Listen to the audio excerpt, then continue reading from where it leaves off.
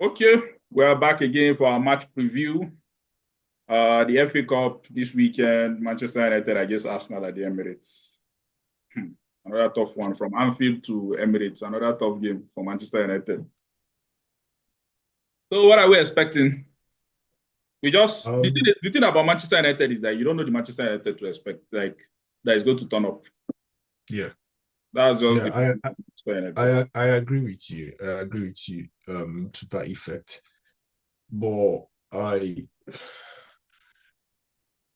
for me, I'm just there, to be honest. Like, I'm sort of like building up my mind to cope with whatever the case, like whatever end of the spectrum, right? If it goes good, fine. If it goes sour, fine. But um, if At anything, least the performance against Liverpool is supposed to make United fans optimistic that Manchester United will perform well. we have been here before. I don't think you would fault any fan who is expressing some degree of what's it called again? I think nervousness, being a skeptic, maybe even, Yeah. you know.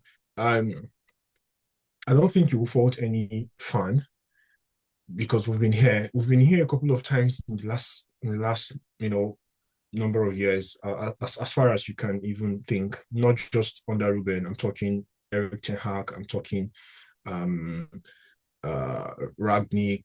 Every other Mhm. person, Mourinho, or with sort of like Louis Van Gaal. We've been here where it's sort of like we've hit a form. Well, we're sort of going to build on it, and then there is a decline again. You get me? So I, I think I just want to see the fight. Like I say, I think that team is not entirely bad. It's not entirely a terrible side. Uh, hey, I think I'm going to see a. So how would I put it this way now? I'm expecting just a team that would fight if there is anything. Going from the first time we met with Arsenal and then the Liverpool game, and just if I'm trying to be optimistic, I just wanted to see a team that will fight, a team that will not be scared to um, play out how they intend to play, try to attempt to impose their style of play on the opponent when they can, because you can't entirely enjoy the 90 minutes. The opponent is going to have their own time too. And then when the opponent is having their moments on the game, a team that is going to defend as a unit, that's going to be compact in the middle of the park, and also have legs to retire, shape up, block channels. I also want to see a team that uh, Manchester United in the last number of years have struggled. Once the ball goes to either sides, and balls are coming in from diagonals. Sorry, I mean from the sides rather, from the far post, swinging in either square plays or balls into the box. They struggled. So, and Arsenal plays that kind of football setting time. They sometimes go sort of like direct on your central backs and try to. So I want to see how they will cope with that, because Bukayo Saka, yeah, So it's he's not absent now. He's injured. yeah, it's not there. That's what I'm saying. Gabriel Jesus sort of like picked the form, but I think the last two games he haven't scored.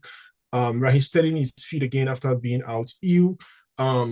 Martinelli. So to be honest with you, uh for me, I think we have more than enough firepower to cope with whatever Arsenal is going to present, both in the middle of the park from the attacking standpoint and defensively. Um, I wouldn't be surprised if Arsenal have a go at us again via the corner kick. I think they are going to attempt it again to see if they can be second time lucky.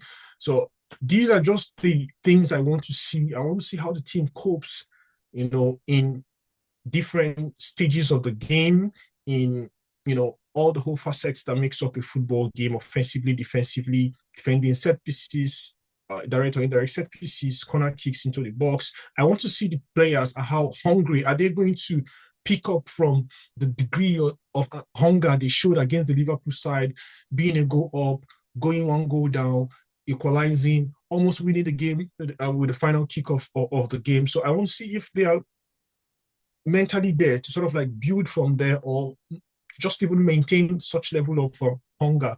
So that's what I'll be out for, because from the way I see it, if Manu is able to look Arsenal in their face, understanding Arsenal has been playing some good football in the last three seasons now, and attack Arsenal. Arsenal has shown that they are a vulnerable side once they are attacked.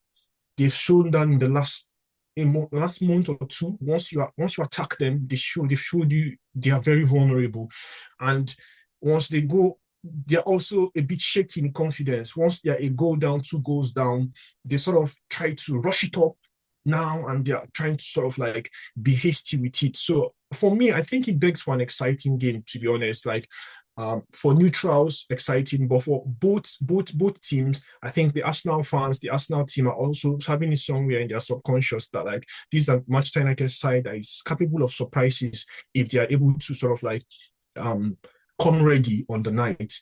So it's an exciting game. It's not really about tactics, to be honest. For me, I'm not even thinking it's going to be about a tactical game. I just think it's going to be a game of mentality. Where are the mental positions of both teams? For me, I think that's what the game is going to amount to at the end of the day. Now that the news has come out that Bayindir is not, that Bayindir will start, that's replacing Onana in the post. Yeah. Do you expect him to like play the same on-field players, like the same 10? I think for the back line, performances should be rewarded. So to be honest, the only change I would expect from the back four or back five, whatever you intend to read it, could be for me Leny Yoro. So I would expect for him to replace to come on for obviously he plays from the right, so it has to be Matthias de Ligt. So for me, I think that's the only substitution I'm expecting. I don't want to see Tyrell Malacia start. Yes, he's fit again. He wants to play. He's been training so good. I've been following them up. I've seen his upbeat energy and all that, but I just don't think he's match sharp. I don't think he's match fit, because we've seen the number of games he started in Europa. He started the last Arsenal game rather. He struggled a bit. Yeah, he was there, but he's not crisp. So, and I don't think this is a cup competition. I think we should be going in to Emirates, going for the win. So yeah. I hope for a strong start, a very strong lineup. I don't want apart from, obviously, the midfield, I hope that he keeps it steady. A midfield of Bruno Ugarte. If he's going to make a substitution, to be honest, like I've been crying out for, maybe start the game with two wingers, or are you waiting for the right defensive side of Arsenal to tire out? He's going to start with Diogo Dalot and Mazraoui. Yeah, so for me, I think aside Leny Yoro's substitution, I think, which I'm expecting, and then Bayindir, I think the back should stay as it was the last game. In the middle of the park, if there's going to be any tweak, but maybe just because of form and continuity and whatever, I would say fine. It's okay if he maintains the base of Kobbie Mainoo and Ugarte. But for me, I would say I want to see Kobbie Mainoo come off the bench, Bruno talking to the middle of the park. So we start with Garnacho. We have like a proper winger, or Anthony giving us energy, because we are going to require this. For me, I think this game is going to stretch both sides. But then again, because we are trying to have our best side, I will understand if he maintains the midfield base of Ugarte and Kobbie Mainoo, and then still having Bruno start off from the left flank. I think I don't know if Calafori will be playing, but I don't know who's going to be on the right side of for Arsenal rather on the nights, which we're going to see again if the Diogo Dalot, Bruno Fernandes left hand side and the Martinez left hand combination is going to be fluid again. But like I said, it begs for an exciting match, to be honest. It begs for an exciting match. Okay, now let's talk about this guy. Yeah, Amorim is done with his press conference. Marcus Rashford. Oh yeah, Mark Rashford, according to Ruben, is Somebody available said, for let me read it selection. out. He said, He said he's available for selection because he's been training with the side. Yeah, we will see. Let's focus on the game. We will yeah, see selection for the game. yeah. He's What's available. wrong with He's Rashford? training, so he's available for selection. Yeah. Say again. I said, I don't know what is wrong with this. I don't know what has gotten over Rashford. I don't even know. To be honest, on the case of Rashford, I'm indifferent. Like,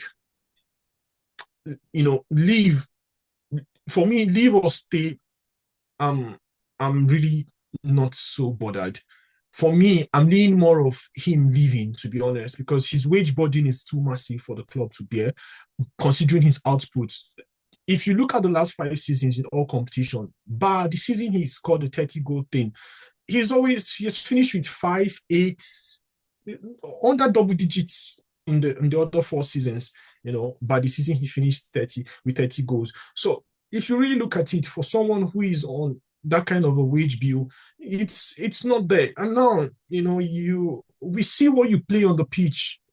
You can't be playing for Manchester United and you are attempting to be passive.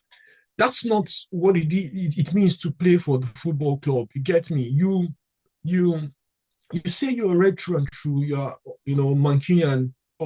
Fair to that. We Number respect 10 that. shirt too. But we You are number 10 yeah, shirt. but we can't judge perceptions. We can't judge your heart. We will only you know Just be able to performance. evaluate you, yeah, by your Based on performance performances on on the the pitch. grass. So, to be honest, on Rashford's situation, I'm very indifferent. Better off for me, I think, is a win for both parties if he leaves either January or the summer.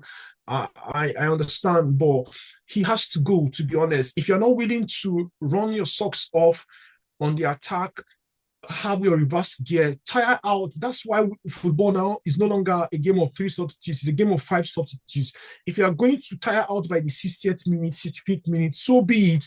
We're going to have someone to come on and play out, the next quarter of an hour, which for me, it's fine. Just run off your socks. Let's see the hunger. Let's see you attempting to take on the opposition, their right backs, their central backs, run head on, square play where you want to square play, shoot where you want to shoot, and do anything you intend to do with conviction. That's the least we are asking, to be honest.